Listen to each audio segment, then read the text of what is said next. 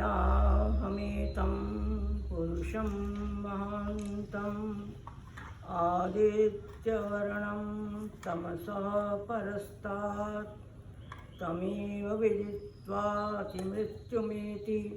नान्यः पन्था विद्यते अयनाय।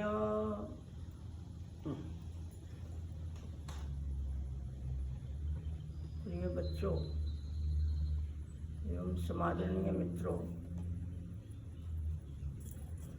परमेश्वर ने हमको उत्पन्न किया है किसी उद्देश्य के लिए। ये सृष्टि परमेश्वर की है। इसके अंदर तीन चीज़ें अनादि हैं, जीव, ब्रह्म और प्रकृति। जीव और ब्रह्म जो है इसके अंदर चेतन है, और जो प्रकृति है वो जड़ है। तो उसने जो हमको उत्पन्न किया है, एक पुस्तक उसने हमको शुरू में दी है। उस पुस्तक के अंदर ज्ञान है, उसको हम वेद कहते हैं। जब कोई भी वस्तु हम बाजार से खरीदते हैं तो उसके साथ हमको बुकलेट भी मिलती है। बुकलेट एक निर्देशिका जो निर्देश देती है, जो बताती है कि आपने इस चीज़ का प्रयोग कैसे करना है और क्या चीज़ आप देखेंगे तो आपको क्या मिलेगा उसके अंदर। मान लो कि आपके इस रूम के अंदर क्या होगा, इस रूम के अंदर क्या होगा, तो ये जो है उसने विभाग बना करके दिए हुए होते हैं। तो यहाँ परमेश्वर ने हमको ये वेद ज्ञान दिया है, वेद पुस्तक दी है। उसके अंदर भी उसने ये जो ज्ञान है, ये जो परमेश्वर का ज्ञान है, ये मानो परमेश्वर के ज्ञान की निर्देशिका है वेद। ये बुकलेट है। इसके अंदर जब उसने हमको उत्पन्न किया तो ये भी बताया है कि तुम इस सृष्टि के अंदर जा कर के क्या करो, तुम्हारा व्यवहार कैसे होना चाहिए। क्योंकि जब मनुष्य पैदा होता है तो उसको कुछ भी नहीं आता होता। जब बच्चा घर के अंदर आता है तो उसे कुछ नहीं आता, उसे चलना फिरना बोलना हंसना कुछ नहीं आता। ये सब कुछ जो है उसको अपने माता पिता के द्वारा आता है। उसकी हलचल जो है उनके कारण से होती है। एक बार इसका परीक्षण करने के लिए दो बच्चों को कहीं उसके अंदर जो है अलग अलग रख दिया गया, तो ये देखने के लिए कि इनके अंदर क्या परिवर्तन आता है। तो थोड़ा सा खाने पीने को भी उसमें डाल देते तो कुछ भी नहीं हुआ। थोड़े समय के बाद उसको खोला गया तो वो कुछ भी नहीं करता था। इधर उधर से जैसे पशु जो है मुंह मारते हैं, इधर उधर होते हैं, कोई हलचल नहीं है, कुछ भी वो नहीं हुआ। तो इससे उन्होंने ये सिद्ध किया कि जो मनुष्य का बच्चा है वो बिना सिखाए नहीं सीखता। तो परमेश्वर ने भी अपने बच्चों को, अपनी संतति को एक ज्ञान दिया है। उस ज्ञान के अंदर उसने बताया है कि तुमने क्या करना है, तुम्हारा व्यवहार संसार के अंदर कैसा हो, तुम्हारा व्यवहार माँ बाप के साथ कैसा हो, तुम्हारा व्यवहार जो है समाज के अंदर कैसा हो, तुम्हारा व्यवहार राष्ट्र के अंदर कैसा हो, तो तुम्हारे क्या क्या कर्तव्य हैं, तुम्हारे शरीर के क्या क्या कर्तव्य हैं, तुमने क्या खाना है, क्या पीना है। ये सब बातें एक एक बात जो है वो मूल रूप के अंदर, संक्षिप्त रूप में, संकेत रूप के अंदर, क्योंकि संकेतिका है तो संकेत रूप के अंदर दी हुई है, जिसका विस्तार करना वो ज्ञानियों का काम है, विद्वानों का काम है। तो उन विद्वानों ने इसका विस्तार किया। तो उस जीव के लिए जो उपदेश दिए उसने, उसको यदि हम पालन नहीं करते हैं, यदि हम उसको देखते नहीं हैं, तो वह जो है वो प्राप्त नहीं कर सकते हैं। उसके लिए कहा कि उसका साधन क्या है जो उसने, जिससे हमको ये ज्ञान प्राप्त करना है। वो साधन उसने दिए हैं मन, वाणी और ये प्राण और ये पूरा शरीर। इसके द्वारा हम अपनी प्राणों के द्वारा, ये 10 प्राण हैं और ये 11 इंद्रियां हैं, तो इनके द्वारा हम उस ज्ञान को प्राप्त कर सकते हैं। और अगर हम इनको नहीं चलाते हैं तो निश्चित रूप से हम किसी चीज़ को प्राप्त नहीं करेंगे और हमें वो जो ज्ञान है वो हमको प्राप्त नहीं होगा। हम संसार के अंदर कोई व्यवहार जो है नहीं कर सकेंगे। तो ये एक मंत्र है जिसके अंदर उसने बताया कि आलसी व्यक्ति जो निठल्ला है, जो कुछ नहीं करता है, वो आगे नहीं बढ़ सकता, क्योंकि ये जो जीव है, जीवात्मा, ये स्वतंत्र करता है, ये अपने कर्मों को करने में स्वतंत्र है। परमेश्वर ने कोई बंधन इनके ऊपर नहीं लगा रखा है कि तुमने अब ये करना है, तुम्हारे ऊपर कोई, अगर तुम नहीं करोगे तो ऐसा होगा। वो तो है, दंड की व्यवस्था तो है, लेकिन चलना उसे अपने आप पड़ेगा।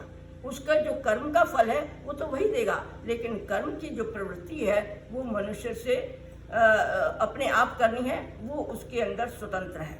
और अगर वो अपने हाथ पैर जो उसने साधन दिए हैं, अगर वो नहीं चलाता है तो आगे नहीं बढ़ता है, और चलाता है तो वो बहुत आगे बढ़ जाता है। तो उसने 2 उद्देश्य इस सृष्टि के रखे हैं। सृष्टि में हमको पैदा किया है तो उसने कहा तुम्हारे 2 ही उद्देश्य हैं। क्या उद्देश्य है? भोगापवर्गार्थम दृश्यम, कि ये जो दृश्य दिया है, ये जो संसार दिया है, ये जो दिखाई देता है, कहते ये भोग और अपवर्ग के लिए है। तुमने इसमें भोग भी करना है, इसके अंदर से साधन है, उसको लेना भी है, अपना भी भोग करना है। जो जो तुम्हें चाहिए, तुम्हें पानी चाहिए, तुम्हें खाने को चाहिए, तुम्हें देखने को चाहिए, ये सब जो है तुम्हें प्राप्त होगा, लेकिन इनके द्वारा तुमने मोक्ष भी प्राप्त करना है। इसके आगे भी तुमने जाना है। मोक्ष का क्या अर्थ होता है कि वो जब जन्म लेने के पश्चात दूसरे जन्म जो है अनंत काल तक नहीं लेता है, और वो तब ऐसा होता है जब वो अपने कर्मों को यहाँ पर ठीक से करके जाता है, और इन कर्मों का जो फल है वो परमेश्वर देता है, लेकिन मनुष्य अपने कर्मों को स्वतंत्रता से करता है, उसको करने की स्वतंत्रता है। और उसके उद्देश्य 2 ही हैं, भोग और अपवर्ग। और इसमें उसको कई बार जन्म लेना पड़ता है।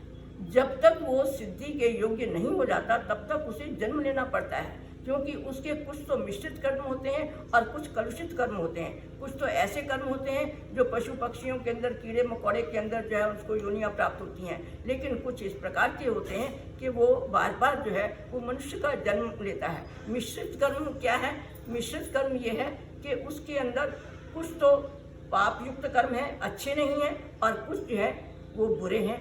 तो ये मिश्रित कर्म होते ही हैं, और मिश्रित कर्म ही हमको जो है मुक्ति दिलाते हैं। अगर मिश्रित कर्म हम नहीं करते हैं तो हमें मुक्ति नहीं मिलती है। तो मुक्ति का कारण भी मिश्रित कर्म है, क्योंकि जब हम कर्म करते हैं तो उसके साथ अनिवार्य कर्म, अपरिहार्य कर्म भी हो जाते हैं, और जो पाप का फल देते हैं, लेकिन ये इसके बगैर काम नहीं होता है। दोनों ही कर्म करने पड़ते हैं। हम कोई चीज़ खाते हैं, हम ये हवा लेते हैं, तो हवा के ज़रिए जो है हमारे अंदर जो है बहुत सारे जर्म चले जाते हैं, और उनकी हिंसा करना वो पाप है, लेकिन ये अपरिहार्य है, इसको हम छोड़ नहीं सकते हैं। हम यहाँ पर चलते हैं तो हमारे पैर चलते हैं, पता नहीं कितने कीड़े मकोड़े, कितने छोटे छोटे जंतु हैं हमारे पैरों से वो समाप्त हो जाते हैं। ये हम यज्ञ करते हैं, इसमें भी यज्ञ करते हुए भी पता नहीं कितनी चीज़ें जो है वो हमारे अंदर चली जाती हैं, उसके माध्यम से, हवा के माध्यम से जाती हैं। तो ये सब जो है ये मिश्रित कर्म है, इसके बिना गुजारा नहीं है,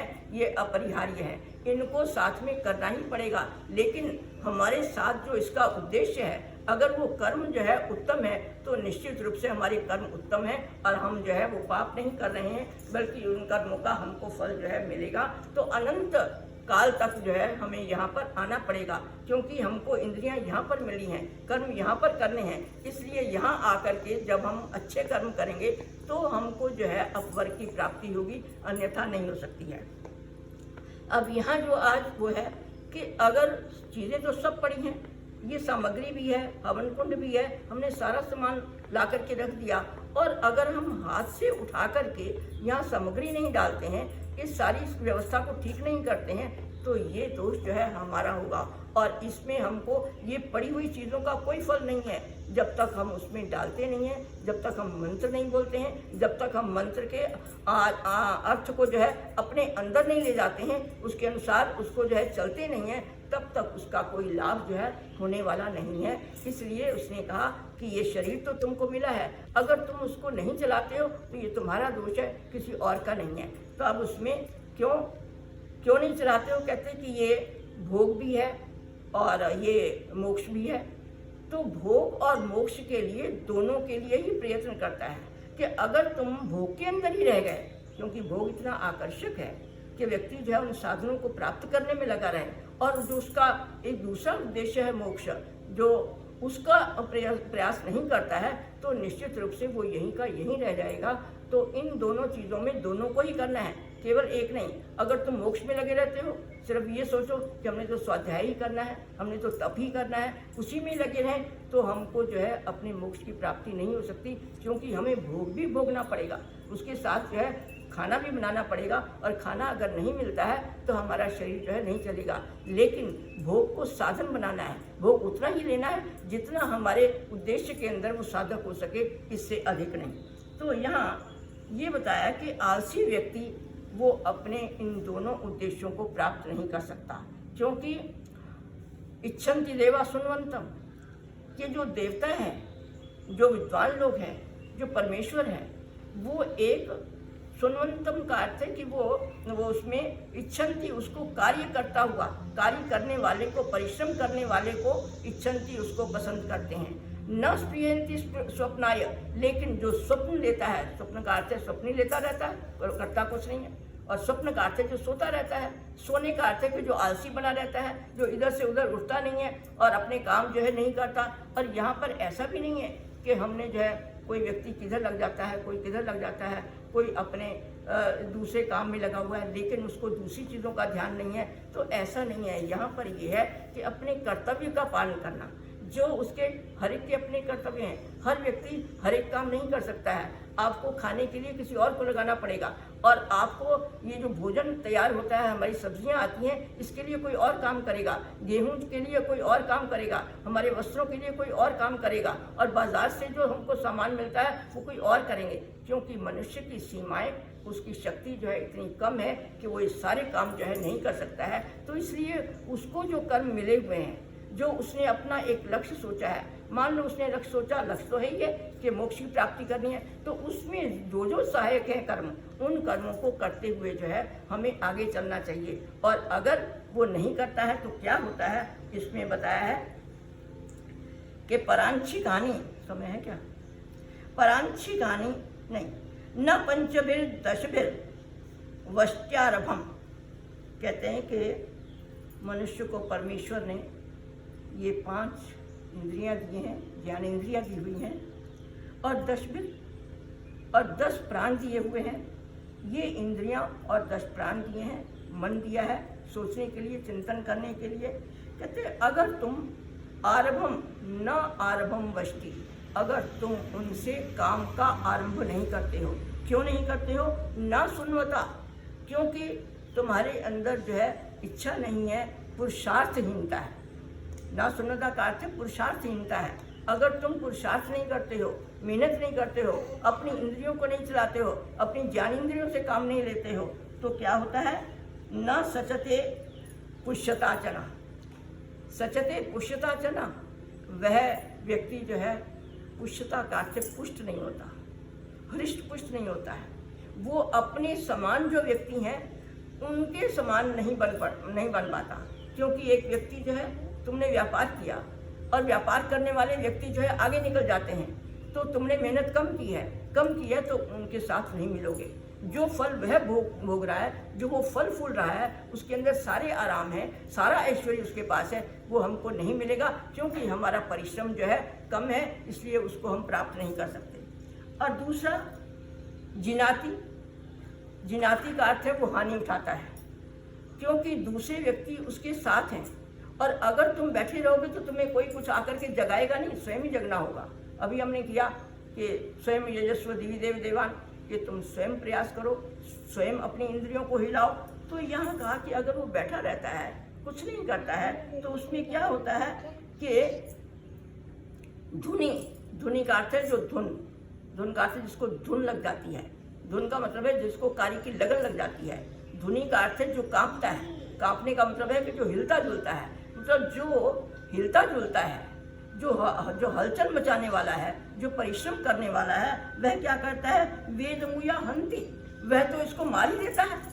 इसको मार ही देता का मतलब परिश्रमी व्यक्ति को जो है वो न परिश्रमी व्यक्ति को समाप्त कर देता है। जो धुनी है, जो परिश्रमी है, जो परिश्रम नहीं करता है, जो आलसी है, उसको समाप्त कर देता है। उसको कोई चिंता नहीं है, उसको अपने आगे जाने की चिंता है, अपने व्यापार को बढ़ाने की चिंता है, अपने कामों में सफल होने की चिंता है। वो इस आलसी व्यक्ति का ध्यान नहीं देता। तो आलसी व्यक्ति को स्वयं ही चलना चाहिए। तो इसलिए उसने कहा कि वह व्यक्ति जो धुनी है, जिसको धुन लग गई है, जिसको लगन लग गई है कि मुझे अपने लक्ष्य को प्राप्त करना है, वो व्यक्ति जो है इसको पीछे छोड़ देता है। ये आलसी व्यक्ति पीछे चला जाता है और वो किसी पंक्ति के अंदर जो है नहीं आता। और इसके विपरीत जो व्यक्ति देवयुम है, देवयुम का अर्थ है देवाभिलाषी है, देव को चाहता है, जो अपने लक्ष्य को प्राप्त करना चाहता है, जो मोक्ष को प्राप्त करना चाहता है, जो उस रास्ते के ऊपर चल पड़ा है, जो परिश्रमी है, जो तप, स्वाध्याय, प्रणिधान, ये सारे स्वाध्याय इत्यादि सब कुछ करता है, तो उसको वो क्या करता है? परमेश्वर भजती का अर्थ है भेज देता है गोमती व्रजे। गोमती व्रजे का अर्थ है गोमती, गौओं वाले, व्रजे का अर्थ है बाड़ा, बाड़ा का अर्थ है जहाँ पर गौएं जो है ठहरती हैं, जहाँ पर गौओं का निवास स्थान है, तो उसको कहते हैं गौशाला। तो वह उसको गौशाला के अंदर भेज देता है। तो यहाँ प्रश्न उठता है कि हर व्यक्ति को वो गौशाला के अंदर भेजेगा तो क्या करेंगे? सारे के सारे वहाँ गौशाला के अंदर करेंगे क्या? उनका कोई काम ही नहीं है कि सारे के सारे एक ही काम के अंदर लग जाए तो कैसे उन्नति होगी? व्यापार कैसे उन्नत होगा? और काम कैसे उन्नत होंगे? अपने लक्ष्य को कैसे प्राप्त करेगा? तो उसका मतलब है गोमती के कई अर्थ हैं। गो का अर्थ वाणी भी होता है, गो का अर्थ पृथ्वी भी है, गो का अर्थ गाय भी है, गो के और भी कई अर्थ होते हैं जो इसके अंदर निगंटु इत्यादि में दिए जाते हैं। तो ये है गोमती व्रजे। व्रज का अर्थ है व्रज में, बाड़े में। वो उसको गौशाला में भेज देता है। क्यों भेजता है? क्योंकि वहाँ पर उसकी सारी इच्छाएं पूर्ण हो जाती हैं, सारे प्रयोजन पूरे हो जाते हैं। क्यों?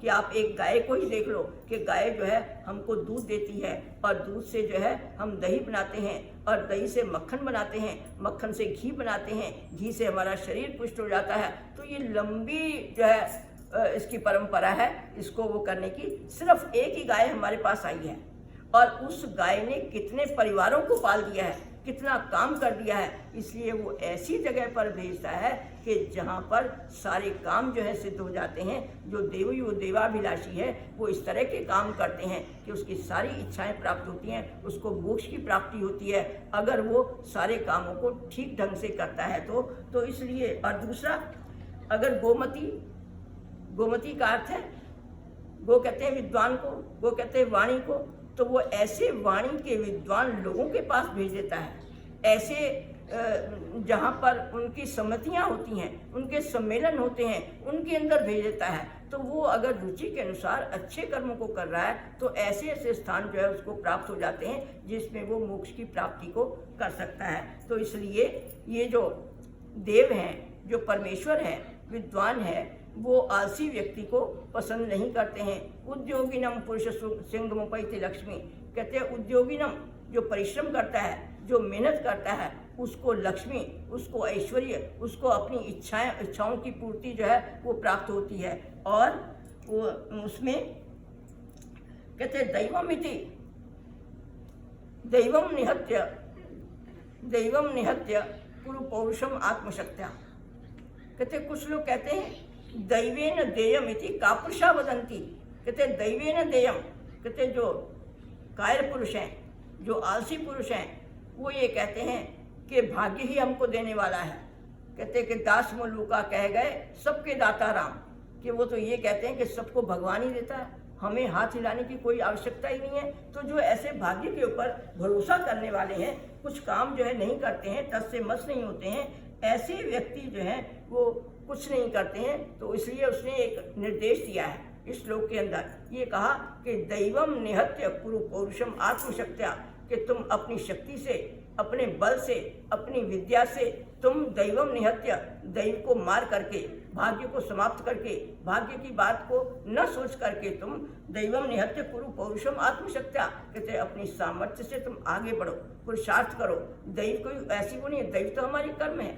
दैव का मतलब जो हमने पिछले कर्म किए हैं उसको हम प्राप्त करते हैं, बिना कर्मों के वो भी नहीं मिलता है। लेकिन अगले अगर हम कर्म करेंगे तो हमारा जाकर के वो दैव बनेगा ये, और हम उसको प्राप्त करेंगे। तो इसलिए तुमने दैव को नहीं सोचना है, दैव का जो है हनन करना है। भाग्य को छोड़ करके तुम अपने पुरुषार्थ से जो है आगे बढ़ो। और फिर कहते हैं कि कोई व्यक्ति अगर कर्म करता है, कर्म करने पर भी जो है वो सफल नहीं होता है, तो वो ये कहता है कुवत्र दोषा, मेरा क्या दोष है उसमें। कहते हैं उसमें भी तुमको ये सोचना है अस्ति कश्चित दोषा, कि इसके अंदर कोई ना कोई दोष रह जाता है। कहा का अर्थ कौन भी होता है और कहा का अर्थ कोई होता है। तो उसने कहा कि कर्म करने के ऊपर कोई दोष नहीं होता, क्योंकि हमने तो कर्म ठीक कर दिया। पर वो ये कहता है कि अस्ति कश्चित दोषा, उसको ये विचार करो कि इसके अंदर कोई ना कोई दोष जो है वो रह गया है। तो उस दोष को बार बार दूर करने के लिए तुम तैयार रहो, और बार बार तुम अगर परिश्रम करोगे तो तुम निश्चित रूप से अपने कार्य के अंदर, अपने उद्देश्य के अंदर सफल हो जाओगे। तो ऐसे ही कहा कि उद्यमेन सिद्ध्यन्ति कार्याणि न मनोरथै, आप लोगों ने याद किया हुआ है कि उद्यमेन सिद्ध्यन्ति, कि मनुष्य जो है उद्यम से ही कामों को सिद्ध करता है, उद्यम से ही काम सिद्ध होते हैं। कार्याणि न मनोरथै, ये मनोरथों से नहीं कि हे भगवान हमने पूजा कर ली, हमारी ये इच्छा पूरी कर लो, हमारे सामने रोटी ला करके रख दो, अरे हमारे सामने जो है ये दूध ला करके रख दो, हम काम कुछ नहीं करें और वो ला करके रख दे, ऐसा नहीं होता। ऐसा हमारा भाग्य नहीं है कि वो अपने आप इस तरह से कामों को ला करके वो कर दे। तो हमको जो है स्वयं उसके लिए परिश्रम करना होगा, जा कर के लेना होगा, उसकी उपासना करनी होगी, उसको अंदर ले जाना है। और खाने के लिए ये नहीं है कि हमारे सामने थाली सजी हुई है और जब तक हम अपना हाथ नहीं लाते और हाथ से अब उसको कौर को तोड़ करके मुंह तक नहीं ले जाते, वो हमारे अंदर नहीं जाती है। जब तक अंदर नहीं जाती तो हमें हृष्ट पुष्ट जो है नहीं करती है। तो कार्याणि न मनोरथै, मनोरथ से कभी भी जो है काम नहीं होते हैं। तो इसलिए कहते हैं नहीं सुप्तस्य सिंहस्य प्रविशन्ति मुखे मृगा, कहते हैं शेर जो है सोया हुआ है और उसके मुख के अंदर ये जो मृग है, पशु है, वो अपने आप नहीं आते हैं। जिनको वो मार करके खाता है वो भोजन जो है अपने आप उसमें नहीं आता, उसको शेर को भी जाकर के जो है अपनी मेहनत करनी पड़ती है और उसको मारना पड़ता है, तब उसको मिलता है। तो ना उसके बिना जो है उसका काम नहीं होता है। तो इसलिए हमेशा उसमें यत्न करो। देखो आपने सुना है कि कर्ण ने जो है महाभारत के अंदर उसने ये कहा, इसके लिए कोई जन्म जो है उसका उत्तरदायी नहीं होता कि किसी ब्राह्मण का है वो लड़का, या ये क्षत्रिय का है, या ये वैश्य का है, या शूद्र का है, कि वो जो है अच्छा होगा। जो परिश्रम करता है वही अच्छा होता है, जो परिश्रम करता है वही ब्राह्मण बन सकता है, जो परिश्रम करता है वही क्षत्रिय बन सकता है, जो परिश्रम करता है वो वैश्य बन सकता है, और जो परिश्रम जो है कम करता है वो शूद्र बन सकता है। तो ये उसके कर्मों के ऊपर, इतनी सारी ब्राह्मण क्षत्रिय वैश्य शूद्र बनना जो है ये कर्मों के ऊपर आधारित है। ऐसा ही उसने कहा था ये कर्ण ने कि सूतो वा सूत पुत्रो वा युवा को वा भुवा में हम मदायत्तम तो पौरुषम। तो उसने ये कहा कि मैं कहीं भी पैदा हुआ हूँ, चाहे सूत के घर में हुआ हूँ चाहे किसी घर में हुआ हूँ, लेकिन दैवायत्तम कुले जन्म, कहते हैं कि मैं कुल के अंदर जन्म लेना जो है ये तो भाग्य के अधीन है, ये तो ईश्वराधीन है या मेरे कर्मों के अधीन है। लेकिन मदायत्तम तो पौरुषम, इस समय जो मैं आया हुआ हूँ मेरे अधिकार में तो पौरुष है, पुरुषार्थ है। इसलिए पुरुषार्थ के बल के ऊपर जो है ना उसने धनुर्विद्या को सीखा और वो आगे बढ़ा। पौरुषम।